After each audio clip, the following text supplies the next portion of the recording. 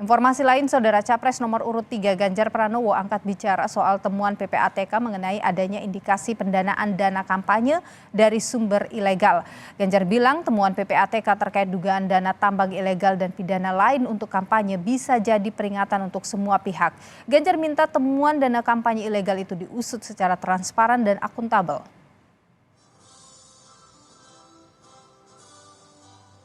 Saya kira apa yang disampaikan oleh PPATK memberikan warning kepada semuanya bahwa yang ditransaksikan itu adalah sesuatu yang legal.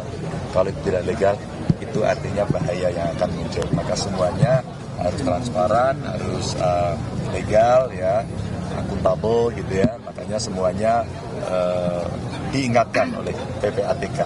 Mudah-mudahan semuanya bisa membenahi kalau ada yang tidak beres. Kalau dia bohong, pasti nanti klaimnya nggak bisa dibayar. Pusat Pelaporan dan Analisis Transaksi Keuangan menemukan transaksi mencurigakan dari tambang ilegal dan praktik kejahatan lingkungan yang diduga mengalir untuk kampanye pemilu 2024.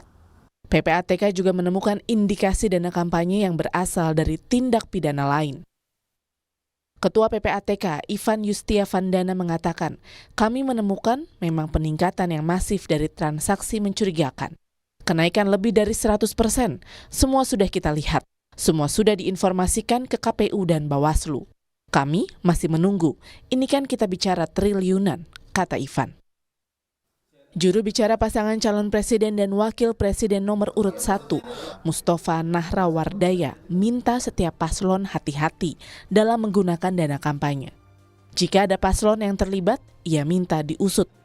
Oleh karena itu, Amin dengan legowo, dengan ikhlas, silahkan diusut. Nanti kalau tim Amin terlibat ya harus ditindak secara hukum. Kalau paslon 2 yang terlibat harus ditindak secara hukum. Begitu juga dengan paslon nomor 3. Jangan sampai kemudian hal yang terkait dengan pidana ini menguap begitu saja sampai pemilu, atau menguap sampai nanti setelah pemenangnya diumumkan, ternyata mereka adalah yang dibayar oleh mafia tambang ini. Jadi ini penting. Jika benar ada dana tambang ilegal mengalir ke kampanye pemilu, Ketua Relawan Prabowo Mania 08 yang sekarang menjadi politisi Gerindra, Immanuel Ebenezer, minta dilaporkan dan dibuktikan. Kata Noel, Capres nomor urut 2, Prabowo Subianto sudah menegaskan tak mau menerima dana dari sumber ilegal untuk kampanye.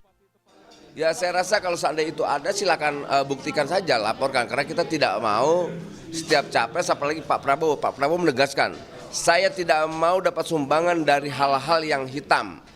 Dari judi online, judi, narkoba, apalagi tadi tambang ya, illegal mining itu.